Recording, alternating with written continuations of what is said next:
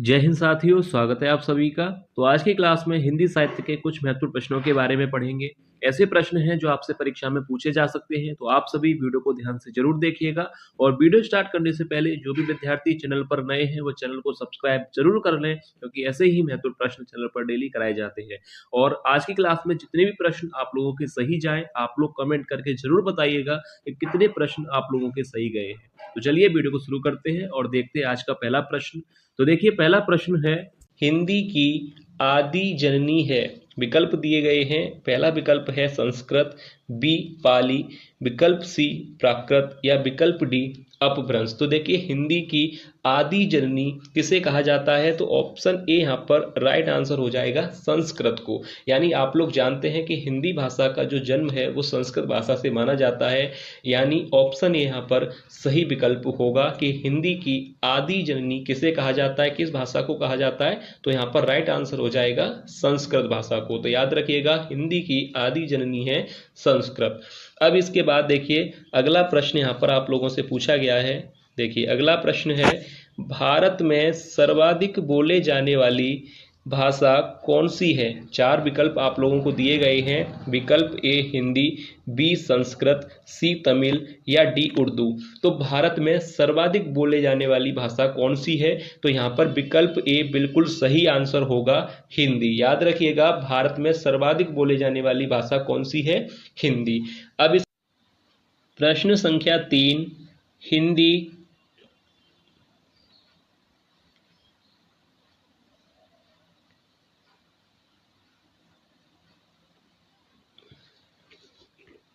प्रश्न संख्या 3, हिंदी किस भाषा परिवार की भाषा है?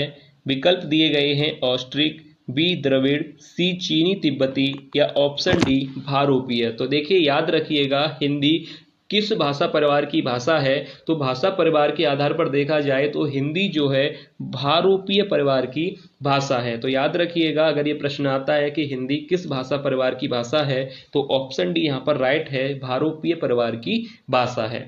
ठीक है, याद रखिएगा। अब इसके बाद देखिए, अगला प्रश्न यहाँ पर दिया गया है, प्रश्न संख्या 4।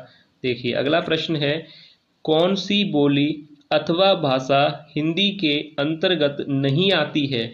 विकल्प कन्नौजी, बांगरू, अवधी और तेलुगु। तो इनमें से कौन सी बोली अथवा भाषा है जो कि हिंदी के अंतर्गत नहीं आती है? तो यहाँ पर देखिए, राइट आंसर हो जाएगा विकल्प डी, यहाँ पर बिल्कुल सही आंसर होगा। तेलुगु जो है हिंदी भाषा के अंतर्गत नहीं आती है। तो यहाँ पर राइट आंसर हो जाएगा ऑप्शन डी। अब इसके बाद देखिए, अगला प्रश्न दिया गया है, प्रश्न संख्या 5। देखिए, ब्रजबुली नाम से जानी जाती है। विकल्प ए पंजाबी, बी मराठी, सी गुजराती या डी पुरानी बांग्ला। तो देखिए, ब्रजबुली के नाम से जानी जाती है। तो यहाँ पर राइट आंसर हो जाएगा ऑप्शन डी पुरानी बांग्ला। याद रखिएगा, ब्रजबुली के नाम से जाने जाने वाली जो भाषा है वह है पुरानी बांग्ला। ठीक है, याद रखिएगा। अब इसके बाद अगला प्रश्न है, प्रश्न संख्या 6। देखिए, अगला प्रश्न आप लोगों से पूछा गया है, कौन सी भाषा देवनागरी लिपि में लिखी जाती है?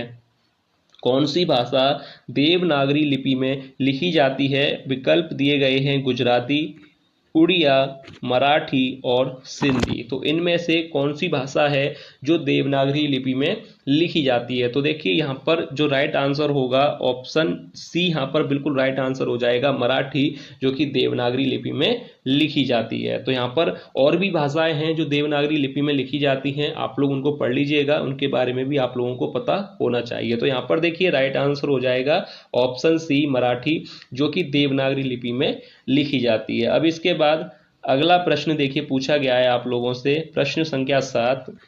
अधिकतर भारतीय भाषाओं का विकास किस लिपि से हुआ है? तो देखिए, पहली बात तो ये प्रश्न आप लोगों की परीक्षा के लिए काफ़ी ज़्यादा महत्वपूर्ण प्रश्न है।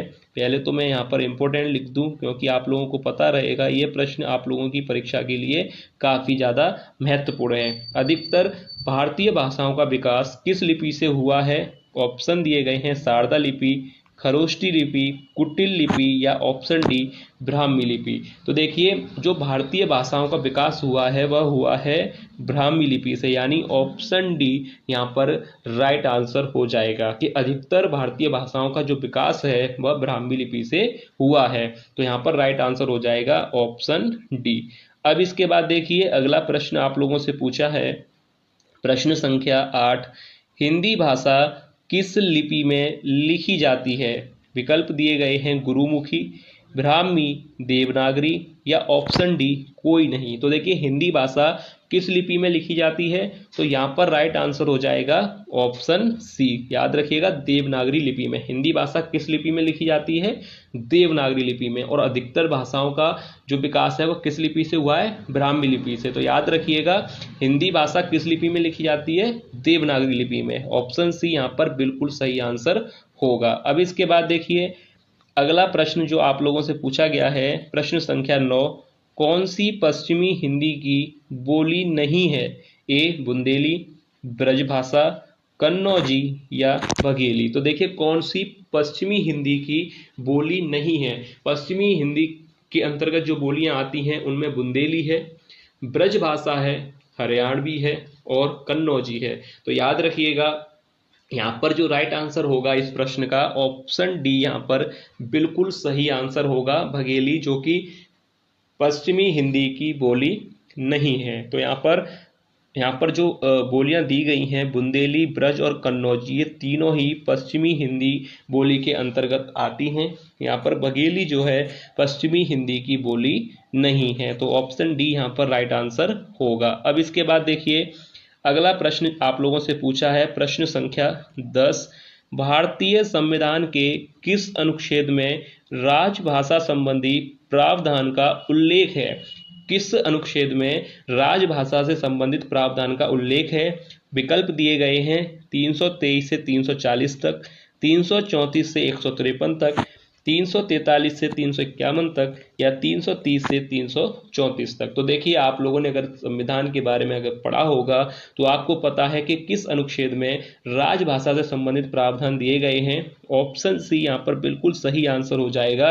अनुच्छेद 343 से लेकर अनुच्छेद 351 तक जो है राजभाषा से संबंधित प्रावधानों का उल्लेख है। तो देखिए अगला प्रश्न है, प्रश्न संख्या 11, दक्षिण भारत हिंदी प्रचार सभा का मुख्यालय कहाँ पर स्थित है?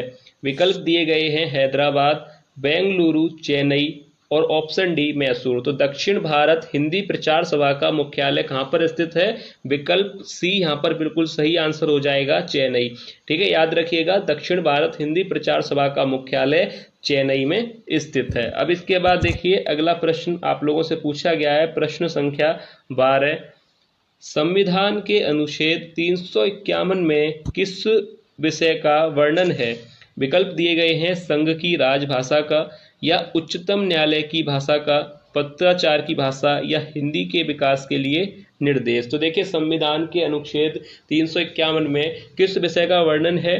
तो यहाँ पर राइट आंसर हो जाएगा विकल्प यहाँ पर सही होगा डी, हिंदी के विकास के लिए निर्देश, यानी हिंदी भाषा के प्रचार प्रसार और विकास के लिए निर्देश, यानी ऑप्शन डी यहाँ पर बिल्कुल सही आंसर होगा। अब इसके बाद देखिए अगला प्रश्न पूछा गया है, प्रश्न संख्या 13, देखिए ब्रज भाषा है पूर्वी हिंदी, पश्चिमी हिंदी, बिहारी हिंदी या पहाड़ी हिंदी। तो देखिए ब्रज भाषा, अभी मैंने आप लोगों को बताया था कि ब्रज भाषा जो है पश्चिमी हिंदी की बोली है, यानी विकल्प यहाँ पर बी बिल्कुल राइट आंसर होगा कि ब्रज भाषा जो है पश्चिमी हिंदी की बोली है। अब इसके बाद देखिए अगला प्रश्न पूछा गया है, प्रश्न संख्या 14, मगही किस उपभाषा की बोली है? राजस्थानी, पश्चिमी हिंदी, पूर्वी हिंदी या बिहारी। तो देखिए मगही या मागधी जो है किस उपभाषा की बोली है? तो राइट आंसर हो जाएगा ऑप्शन डी, बिहारी। अब इसके बाद देखिए अगला प्रश्न यहाँ पर पूछा गया है, प्रश्न संख्या 15, जो कि वीडियो का लास्ट प्रश्न है, भाषाई आधार पर सर्वप्रथम किस राज्य का गठन हुआ? विकल्प ए पंजाब, बी जम्मू कश्मीर, सी राजस्थान या डी आंध्र प्रदेश। तो देखिए भाषा के आधार पर सर्वप्रथम किस राज्य का गठन हुआ था? तो विकल्प यहाँ पर राइट हो जाएगा डी, आंध्र प्रदेश। याद रखिएगा यह जो है काफी महत्वपूर्ण प्रश्न है, ये आप लोग याद रखिएगा। हिंदी की परीक्षा में भी पूछा जाता है और जहां जीके के पेपर होते हैं वहां पर भी ये प्रश्न आता है कि भाषा के आधार पर सर्वप्रथम किस राज्य का गठन हुआ था। तो विकल्प यहाँ पर डी राइट, याद रखिएगा आंध्र प्रदेश का जो है भाषा के आधार पर गठित होने वाला पहला राज्य है आंध्र प्रदेश। तो यहाँ तक आप लोगों को प्रश्न पर अगर कोई भी डाउट है तो आप लोग कमेंट करके जरूर पूछ लीजिएगा। अगर वीडियो आपको पसंद आई है तो लाइक कीजिएगा और आप लोग चैनल को सब्सक्राइब जरूर कर लीजिएगा ऐसे ही और महत्वपूर्ण प्रश्नों के लिए। अब मिलेंगे नेक्स्ट वीडियो में, तब तक के लिए धन्यवाद।